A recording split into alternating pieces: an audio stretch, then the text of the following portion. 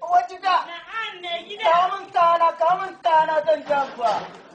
Yawa, tun da dina ta casu kamun kana zan ji anguwa, zan je nema. To, yaushe za ka dawo mai gida? Ke ma da ta yana ita mana mu ba mu ta lokacin da za mu dawo ba, ma ci da yayi wani da sati biyu.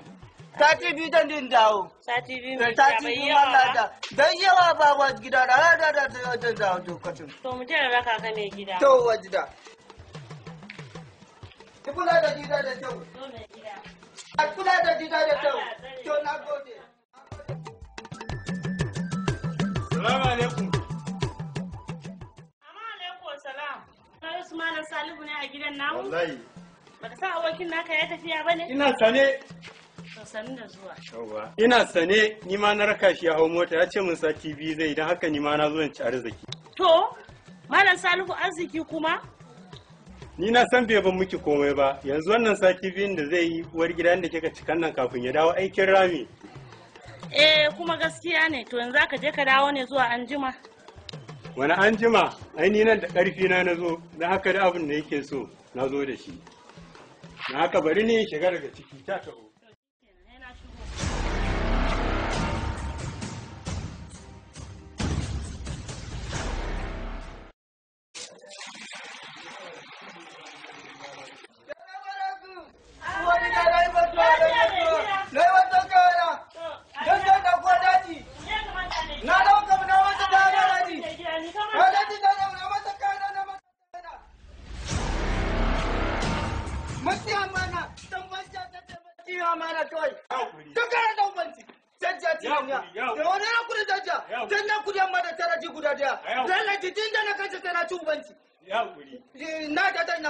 Amma da taraji guda daya. Ko je ka tabi jin da na gami da kai zama ci bulala guda uku ko kuma sai na ka duduna ta tun ci gaman ta ce ko cuwa ne. A kai hakuri gwara ringa mun bulala guda uku. Bulala guda uku ko to duka da umbanci. Duka da umbanci. Wani ala.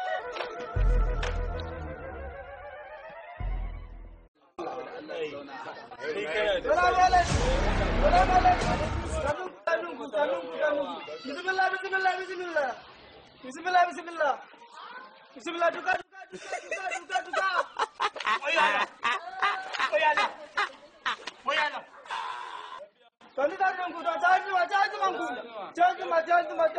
Malam Salihu, ya ake ne jisan da muka haɗu muna zaune wannan beban yake ma A jashin duka muka kulla ni ma dukan shi nake yi.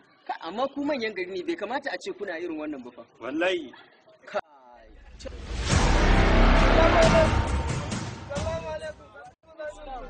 Yawa bismillah.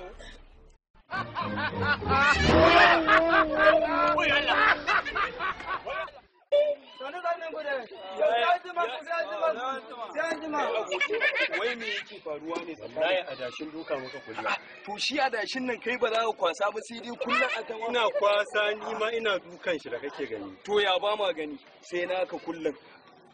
Kai, anya ba lauje cikin nadi ba wani abu da kuke koyi. Ba wani abu kawai adashin duka muka kulla. To Allah shi kyauta amma an boye da wata rana zai fito.